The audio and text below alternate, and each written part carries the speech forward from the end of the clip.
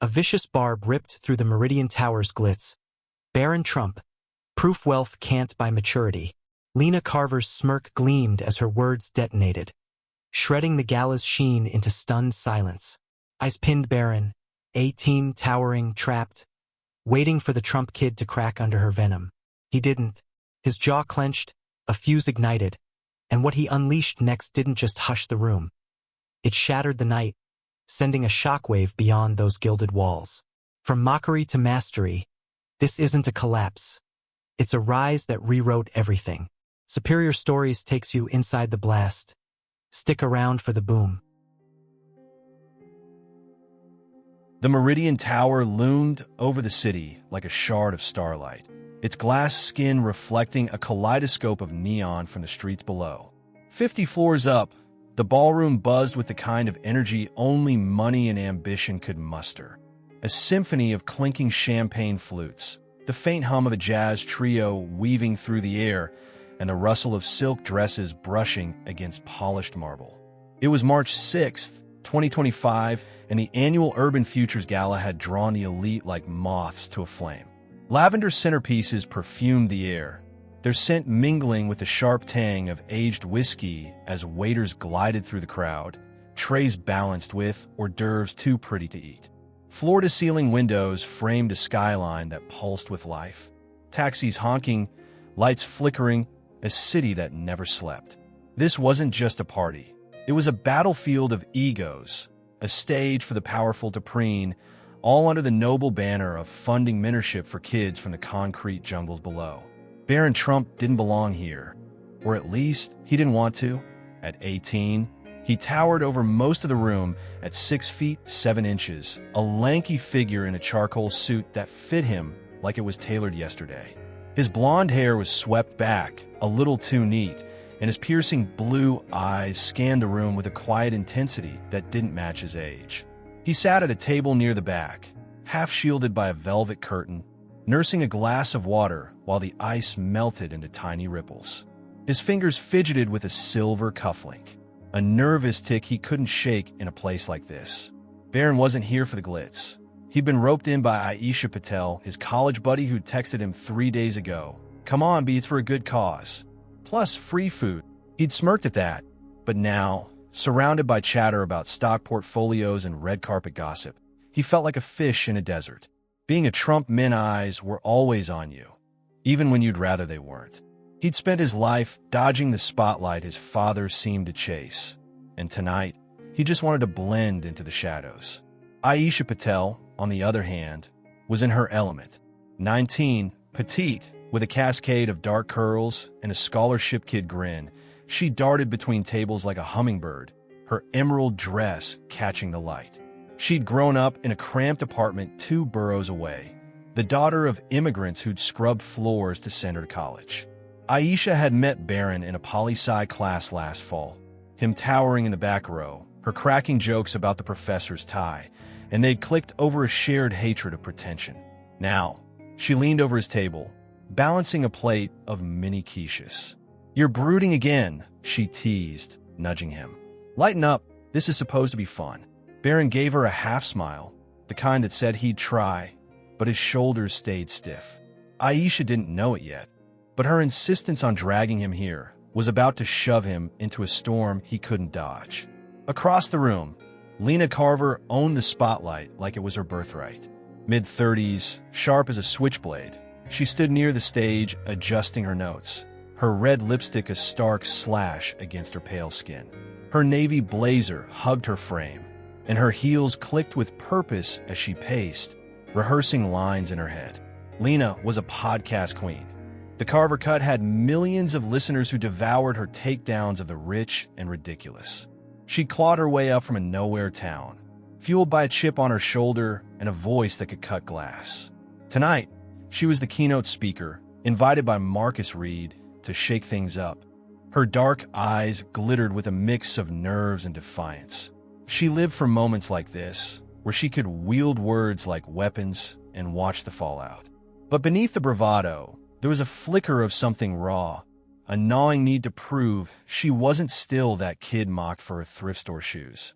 Marcus Reed, the gala's host, watched her from the sidelines, a tumbler of bourbon in hand. In his 40s, broad-shouldered with a salt and pepper beard, he carried the easy charm of a man who'd built a tech empire from scratch. His warm brown eyes crinkled when he smiled, but tonight they were shadowed with fatigue. Marcus had poured his soul into Urban Futures, a mentorship program born from his own days as a broke teen in the projects. He'd invited Lena because she spoke truth, raw, unfiltered truth, and he'd asked Barron because Aisha had vouched for him, saying, "He's quieter than you'd think, but he gets it."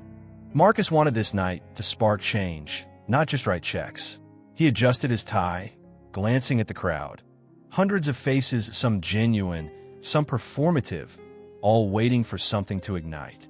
The air thrummed with anticipation as the jazz trio faded out and the MC's voice boomed. "Ladies and gentlemen, please welcome Lena Carver." Polite applause rippled through the room. Glasses clinked down, and the energy shifted, sharper, heavier. Barron leaned back in his chair, his expression unreadable, while Aisha whispered, "This should be good." Lena stepped into the spotlight, her smile a razor's edge, and the crowd leaned in, hungry for her fire. No one, not Marcus, not Aisha, not even Lena herself, could have guessed how her words were about to collide with Barron's world. This wasn't just a gala anymore. It was a powder keg, and the fuse was already lit. The Meridian Towers ballroom held its breath as Lena Carver leaned into the microphone, her voice smooth as silk but sharp as a shard of glass. The jazz trio had faded into a distant hum, and the clatter of silverware stilled. Hundreds of eyes locked on her, glittering with anticipation. She started easy, tossing out quips about the city's gridlocked streets. Even the mayor's limo can't outrun that mess. And a story about a tech mogul who tripped over his own ego at last year's gala. Laughter rippled through the crowd, warm and loose, the kind that loosened ties and softened guarded smiles. Lena's dark eyes sparkled. She had them in her palm, and she knew it. Her navy blazer caught the spotlight as she paced the stage, heels clicking like a metronome, her red lipstick a defiant slash against the room's muted elegance. This was her arena, and she was ready to swing. Barron Trump sat motionless at his table near the back, the velvet curtain brushing his shoulder like a whisper he couldn't shake. His water glass sweated in his grip, the ice long melted, and his fingers tightened around it as Lena's voice filled the room. Aisha Patel, perched beside him, nudged his elbow with a grin. "She's good, huh? But she's got something wild up her sleeve." Barron nodded faintly, his blue eyes fixed on the stage, but inside his mind churned like a storm over open water. "Just get through it," he told himself. "Keep your head down. They'll forget you're here." He'd spent years perfecting that, slipping through the cracks of his father's larger-than-life shadow, dodging the cameras, the headlines, the assumptions. Tonight was supposed to be a favor to Aisha, a quiet night for a good cause, not a stage for his name to be dragged through the mud. But the air felt heavy now, like it was coiling around him, waiting to strike. Lena's tone shifted, her words growing teeth. She pivoted from city quirks to power players, jabbing at CEOs with golden parachutes and politicians who'd fumbled their way through scandals. The crowd chuckled, some hearty, some tight-lipped, as she danced along the edge of decorum. Marcus Reed, standing near the bar with his bourbon, tilted his head, a faint smile tugging at his lips. He'd wanted her to stir the pot, and she was delivering. Then her gaze sharpened, and her voice dropped an octave, dripping with mischief. "But let's talk about the elephant in the room, or should I say, the orange of the White House." A beat. Donald Trump. The room split. Half laughed openly, half shifted in their seats, glasses clinking awkwardly. Barron's jaw tightened, a muscle twitching beneath his skin. He'd heard it all before, the barbs, the memes, but it still hit like a slap. Not tonight, he thought. Not here. Lena wasn't done. She leaned forward, her smirk widening as she fed off the tension. "Love him or hate him, you've got to admit, he's the gift that keeps on giving. A walking soundbite factory for people like me." More laughter scattered now, thinning as the air grew taut. She paused, letting the moment hang, then went for the kill. But the real legacy? The next generation. I mean, let's talk about Barron Trump. A collective gasp sucked the oxygen from the room. Heads swiveled, eyes darting to the back where Barron sat, his tall frame suddenly impossible to miss. Aisha's quiche froze halfway to her mouth, her whisper sharp. Oh, she didn't. Lena pressed on, her tone playful but venomous. Imagine being Barron, raised on gold spoons and Twitter tantrums. What's that like, huh? Does he even know what real life feels like? Or is he too busy counting the marble tiles in Trump Tower? The words landed like a punch to the gut. The crowd's reaction fractured. Some snickered nervously, others stared at their plates, forks hovering. A woman in a silver gown coughed into her napkin, and a man near the front muttered, "Too far." Marcus's smile vanished, his bourbon glass hitting the bar with a soft thud. Lena stood there, basking in the chaos she'd unleashed, her smirk daring anyone to challenge her. She hadn't spotted Barron yet. Not really, but the room had, and the weight of their stares pinned him like a spotlight he couldn't escape. His water glass trembled slightly in his hand, the faint clink of ice betraying the storm inside. They're all waiting, he thought, waiting for me to crack, to run, to prove her right.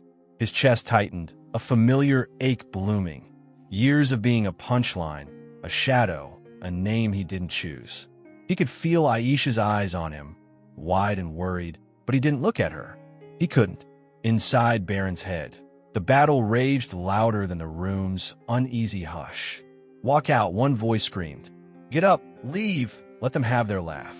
You don't owe them anything." It'd be easy. Slip through the side door, vanish into the city's pulse, let Lena have her moment. He'd done it before, countless times, when a world turned his life into a circus. But another voice, quieter, steadier, pushed back. "No, that's what they expect. That's what she wants." His fingers released the glass, sliding to the table's edge, gripping it like an anchor. He wasn't just Barron Trump, the kid they mocked for his height or his silence. He was more, had always been more. And tonight, that truth clawed its way up, raw and unyielding. "They don't know me," he thought, his pulse hammering. "They don't know what I've seen, what I've done, what I could do." The room's silence pressed in, thick as fog, but it wasn't empty. It was alive, electric, waiting for him to fill it. Lena cleared her throat, a flicker of unease crossing her face as the laughter she'd expected didn't come. "Tough crowd," she quipped, forcing a chuckle that echoed alone. She shuffled her notes, glancing at the crowd, then toward Barron's table.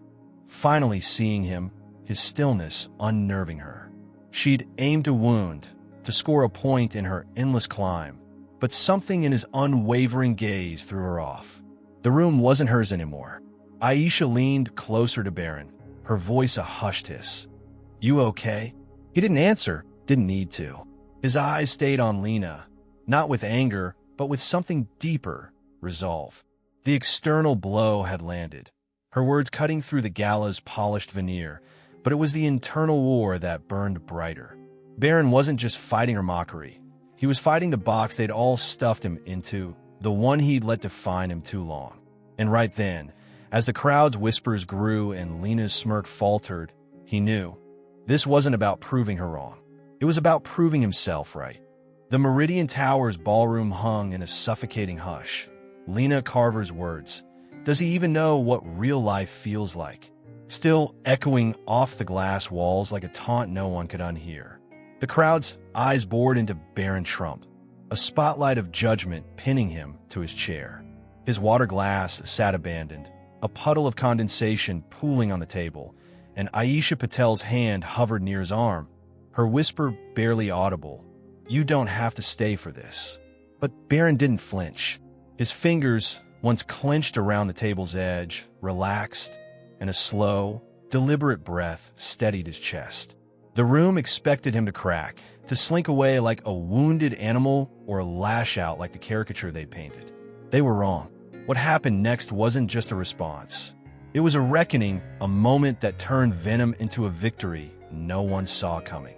Barron pushed his chair back, the soft scrape of wood on marble slicing through the silence like a gunshot. At 6 feet 7 inches, he unfolded himself with a grace that belied his age, his charcoal suit catching the chandelier's fractured light as he stood. The crowd's collective gasp was a living thing, rippling from table to table, forks clattering against plates as heads whipped around. Aisha's eyes widened, her quiche forgotten. "B, what are you doing?" she hissed, but he didn't answer. His blue eyes locked on the stage, on Lena, who stood frozen mid-smirk, her notes trembling in her grip. With every measured step he took, each one a quiet thunder on the polished floor, the room's tension coiled tighter. Marcus Reed straightened at the bar, his bourbon forgotten, a flicker of something, respect, maybe, crossing his tired face. This wasn't the Barron they'd expected. This was something else entirely. He reached the stage's edge, the spotlight swallowing him whole, and without a word, he extended a hand toward Lena. Not a demand, not a threat, just a calm, open palm. Her smirk faltered, her dark eyes darting from his hand to his face, confusion cracking her bravado. She stammered, but Barron didn't wait for permission. He stepped up, took the mic from her unresisting fingers, and turned to the crowd. The air went still, a vacuum of anticipation, as every soul in that ballroom leaned forward. Some skeptical, some stunned, all waiting. Lena stumbled back a step, her heels clicking awkwardly, her rein over the night slipping through her grasp. And then Barron spoke, his voice steady as steel, cutting through the silence like a blade through fog. "Thanks for the intro, Lena," he began, a faint edge of dry humor in his tone that drew a nervous chuckle from the front row. "I wasn't planning to take the stage tonight, but since you've put me in the spotlight, let's make it worth it." The room held its breath, unsure if this was defiance or surrender. He paused, scanning the sea of faces, some smirking, some wide-eyed, and let the weight of their stares settle. "You don't know me," he said, his words simple but heavy. "And that's fine. I've grown up with people filling in the blanks, about my family, my life, my worth. It's a game I've watched my whole life. But here's the thing, I'm not here to play it." A murmur rippled through the crowd, soft at first, like wind stirring leaves. Barron shifted his weight, the mic steady in his hand, and his voice grew stronger, threaded with a quiet fire.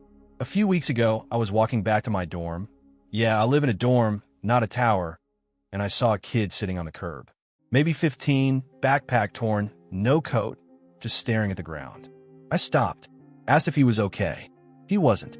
Lost his job, his mom was sick, and he didn't know where to go. So I sat with him, gave him my jacket, found him a shelter line to call. No cameras, no headlines, just me and him. That's real life, Lena. That's what I know." The room erupted, not with applause yet, but with a buzz, a hum of disbelief and awe. A woman in a silver gown clutched her necklace, whispering to her date. A man near Marcus scribbled on a napkin, his pen shaking. Aisha's jaw dropped, her voice a hushed "no way," as she stared at her friend owning the stage. Lena's face drained of color, her notes slipping to the floor, scattering like fallen leaves. Barron wasn't done. He turned slightly, his gaze sweeping the crowd, pulling them in.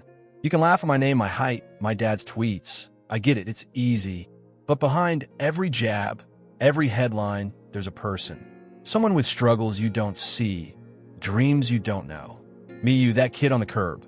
We're all more than the boxes you put us in. So why not start there? Why not start with respect instead of assumptions?" The words landed like a thunderclap, reverberating through the ballroom. Aisha shot to her feet, clapping before she could stop herself, her emerald dress a blur as she cheered. "Yes, B. Throwing." Others followed, hesitant at first, then louder, a wave of applause swelling from the back to the front.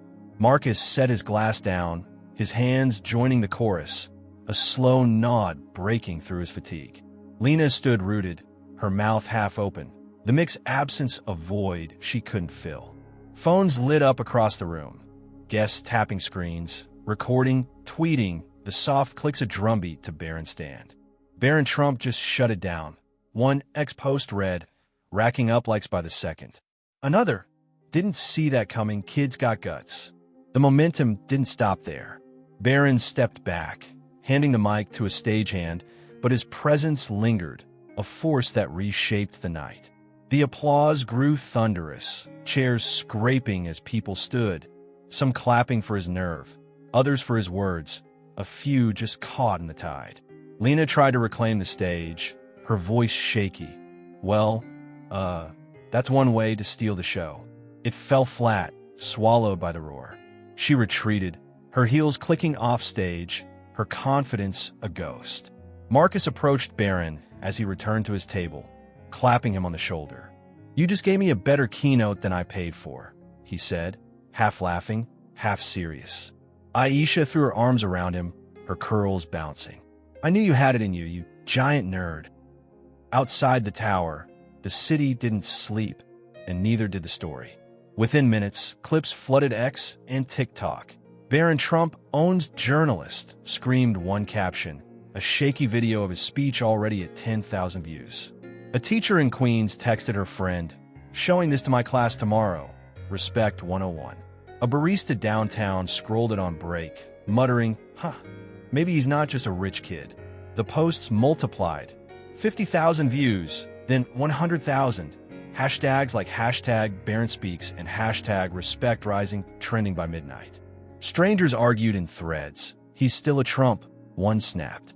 "Yeah, but he's human," another shot back.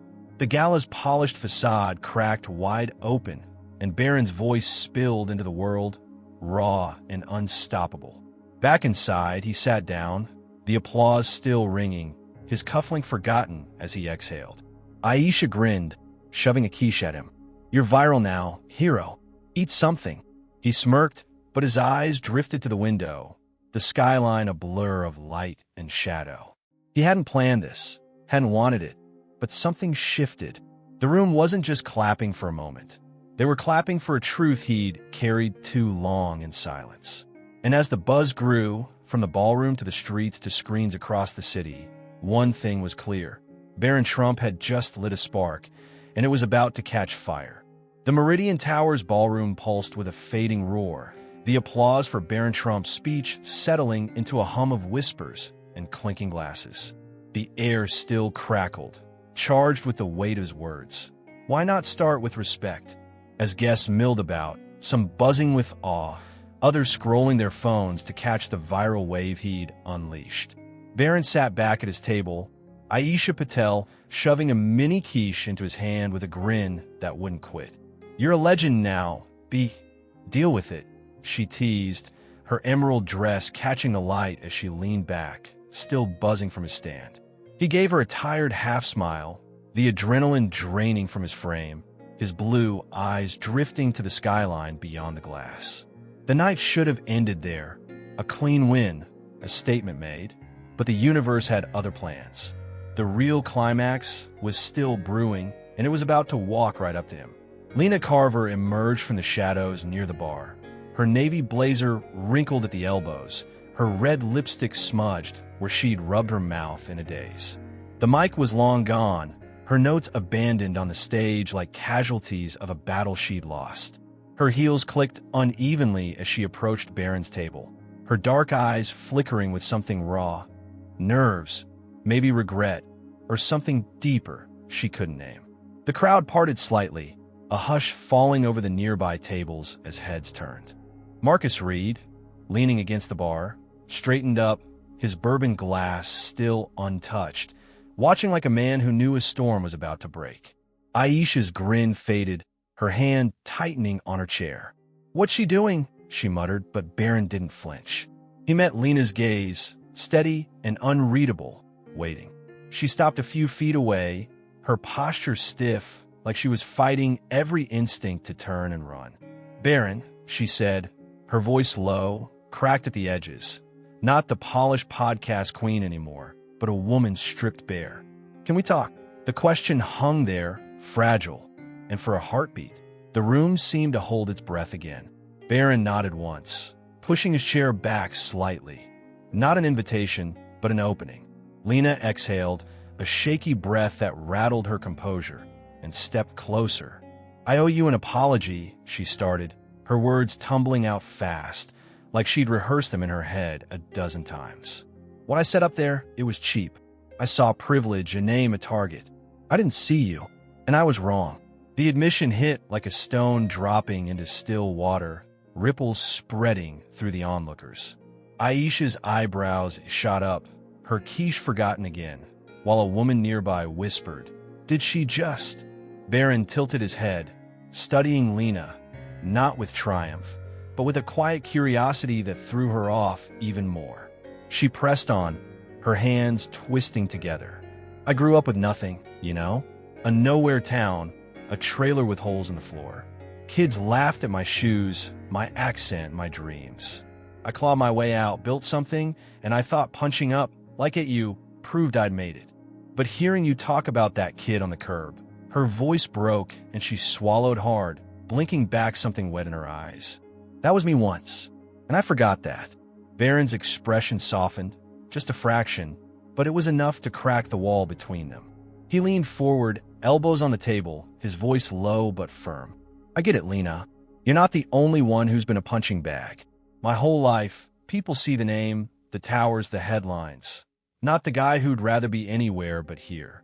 He paused, reaching into his jacket pocket, pulling out a folded photo, creased, worn like he'd carried it too long. He slid it across the table, and Lena's breath caught as she picked it up. It was a teenage boy, maybe 15, in a hoodie, grinning beside Barron outside a brick building. "That's Jaden," Barron said. "The kid from the curb. I've been helping him and a few others, quietly, with MOCKS. Mentorship stuff, like what tonight's about. Same streets he came from." Lena stared at the photo, her fingers trembling as she traced the familiar lines of a neighborhood she'd left behind. Graffiti-streaked walls, cracked sidewalks, a place she'd buried under layers of success. "I know that block," she whispered, almost to herself. "That's 2 streets from where I grew up." Her eyes snapped to Barron's, wide with a dawning realization. "You're doing this? For real?" He nodded, simple and sure. "Yeah, no gold spoons involved, just time and listening. Turns out, that's what they need most." The connection wasn't just a coincidence. It was a mirror, reflecting back the struggles they'd both known, masked by different lives. The moment broke something open in Lena. She set the photo down, her shoulders slumping as the fight drained out of her. "I've spent years tearing people down to feel tall," she said, her voice barely above a whisper. "And you just built something up there in 5 minutes." She gestured vaguely toward the stage, then met his gaze, raw and unguarded. "I am sorry, Barron." "Really?" He didn't rush to reply, letting her words settle, then extended a hand. Not for the photo, but for her. She hesitated, then took it, her grip tentative but real. Their handshake wasn't a photo op or a truce. It was a bridge, shaky but standing, between 2 people who'd misjudged each other's stories. A soft clap broke the silence. MOCKS, stepping forward, his eyes crinkling with a tired smile. "That's what I call a gala worth hosting," he said, his voice warm as he glanced between them. Aisha joined in, her applause sharp and proud, pulling a few others along until a gentle wave of sound filled the space. Not the thunder of before, but a quieter, truer resonance.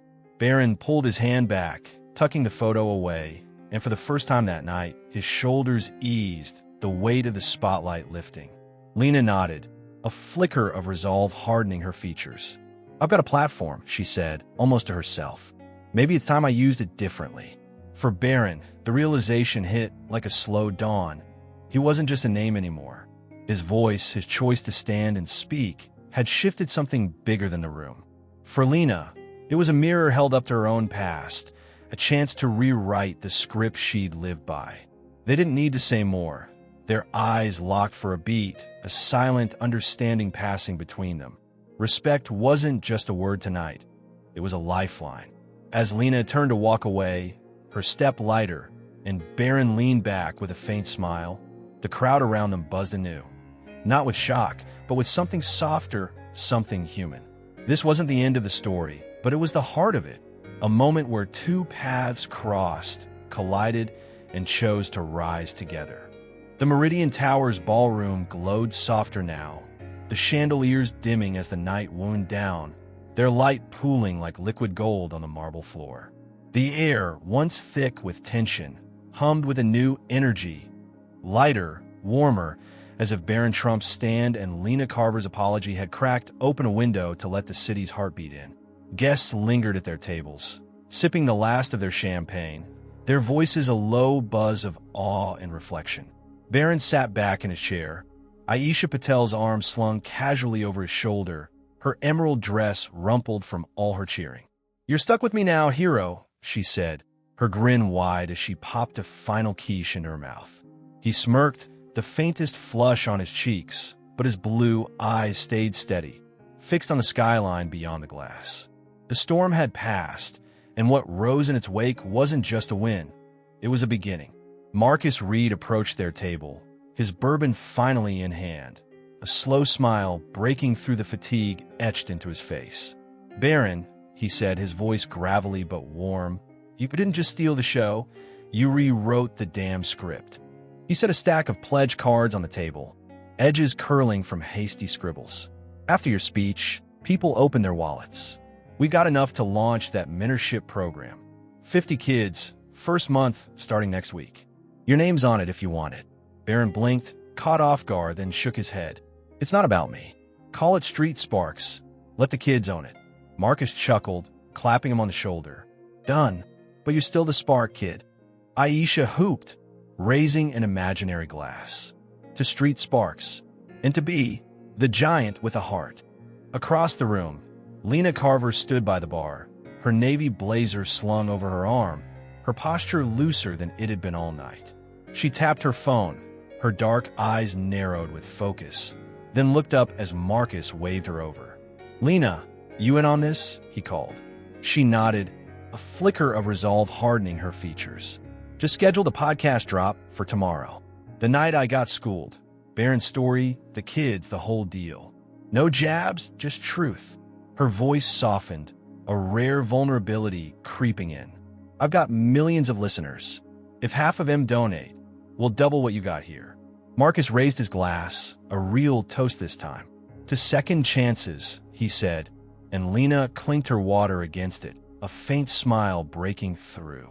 "To using words better," she added, glancing at Barron with a nod he returned, quiet but solid. The resolution didn't stop at the tower's walls. It spilled out, fast and fierce, into the city's veins. By morning, Street Sparks was more than a name. It was a movement. 50 teens, hoodies frayed, eyes bright, gathered in a repurposed warehouse 2 blocks from Jaden's curb, pitching ideas for coding boot camps and art classes while Barron and Marcus handed out coffee and listened. Jaden, the kid from the photo, grinned as he showed off a sketchbook Barron had bought him, his pencil flying across the page. "Gonna design something big one day," he said, and Barron ruffled his hair, a rare laugh escaping. "You already are." The program wasn't just a lifeline. It was a launch pad, and the gala's funds turned dreams into deadlines, with mentors lined up and spaces booked through summer. Lena's podcast hit the airwaves at dawn, her voice raw and unpolished, a stark shift from her usual bite. "I mocked a kid I didn't know," she started, "and he taught me what real strength looks like. Here's a story, and the kids he's fighting for." She played Barron's speech, unedited, then shared Jaden's tale, her words weaving a call to action that hit hard. By noon, donations poured in, $10 here, $50 there, one listener dropping $1,000 with a note for the Curb Kids. The episode racked up 1 million downloads in 24 hours, trending alongside #StreetSparks, and Lena's inbox flooded with messages, some from fans, some from strangers, all echoing the same refrain. "Keep telling stories like this." She sat in her studio, staring at the numbers, and for the first time in years, felt the weight of her platform lift her up instead of drag her down. The ripple effect stretched further, threading through the city like a pulse. At a diner on 14th Street, a barista named Sam watched Lena's episode on his break, then taped a jar to the counter labeled Kindness Cash. "Saw that Trump kid speech," he told a regular, shrugging. "Figured I could do something too." By week's end, the jar funded a week of free coffee for a single mom down the block. In a classroom uptown, a teacher named Ms. Rivera replayed Barron's words for her 8th graders. pausing at start with respect. "How do we do that here?" she asked, and a quiet girl in the back raised her hand. "Maybe stop judging who's cool or not." The class nodded, and by Friday, they'd made a pact. No more cliques, just kids. The video kept spreading. X-posts hit millions. TikTok edits looped his line about the curb kid, and a stranger in Brooklyn tweeted, "Met a guy like Barron today. Gave him my sandwich. Felt good." Back at the tower, as the last guest trickled out, Barron stood by the window, the city sprawling below like a map of possibilities. Aisha joined him, her curls bouncing as she leaned against the glass. "You okay with all this? The viral stuff, the program?" He nodded, slow and sure. "Yeah, it's not about me anymore, it's theirs." He meant Jaden, the teens, even Lena, a legacy not of his name, but of his choice. His life wasn't just headlines now. It was a quiet corner of a warehouse, a kid's sketch, a jar on a counter. The gala had ended, but its echo carried on, tangible and real. 50 teens with a shot, a journalist with a new lens, a city waking up to its own strength. Marcus locked up the ballroom, his keys jangling as he glanced back at Barron. "You're not just a guest next year, you're a partner," he said, and Barron smiled, small but genuine. "Deal." Lena, slinging her blazer over her shoulder, caught his eye one last time before the elevator doors slid shut. "Keep it real, Barron," she called, and he raised a hand. Not a wave, but a promise. The tower stood tall against the night, but the real light burned below, in the streets where street sparks took root, in the hearts that heard a call to rise. This wasn't the end. It was the start of something bigger, something superior, and the city felt it block by block. The Meridian Tower's lights dimmed that night, but the spark Barron Trump ignited burned brighter than ever, a flame that leapt from a gilded ballroom to the gritty streets below. One moment, one choice. Turn a cheap shot into a clarion call. Dignity isn't a gift handed to you. It's a stand you take, a torch you carry, no matter who's watching or what they throw your way. From the curb where Jaden sketched his dreams, to the warehouse where 50 teens found their footing, to Lena Carver's airwaves now echoing with truth instead of venom. This wasn't just a story about a kid with a famous name. It was a mirror held up to all of us, a reminder that respect can rewrite even the ugliest chapters, and that every voice, every hand extended, can build something superior out of the ashes of scorn. Think about it. Barron could have walked out, head down, letting the laughter swallow him whole. Lena could have doubled down, clinging to her stage like a shield. Instead, they chose more, not just for themselves, but for a city that woke up to its own heartbeat. Street Sparks isn't a program. It's proof that one night can ripple into 1,000 lives. Kids with mentors, a barista's kindness jar, a classroom dropping cliques for connection. This is what happens when we stop swinging and start building, when we trade jabs for bridges. It's not about erasing the past or silencing the noise. It's about rising above it, louder, stronger, together. So here's the question, Superior Stories family. What would you do if the world mocked you? Would you shrink, strike back, or stand like Barron did and speak a truth that shifts the air? We've all got a stage, big or small, a curb, a counter, a conversation, and every day is a chance to choose. Lift someone up today. Share a story that mends instead of breaks. Drop it in the comments. Tell us about the time you turned venom into victory, or the moment someone's respect changed your game. Let's keep this fire burning, one spark at a time, because the next story might be yours, and we're here to hear it. Words can wound, sure, but they can also heal, inspire, unite. Barron proved it. Lena lived it. A city felt it. You got that power too, right now. In your hands, your voice, your choice. So use it wisely. Make it matter. Rise above the noise and build something superior. Not just for you, but for the stranger who needs it most. This is Superior Stories, where every tale challenges us to be better. Subscribe, share, and let's keep rewriting the script together.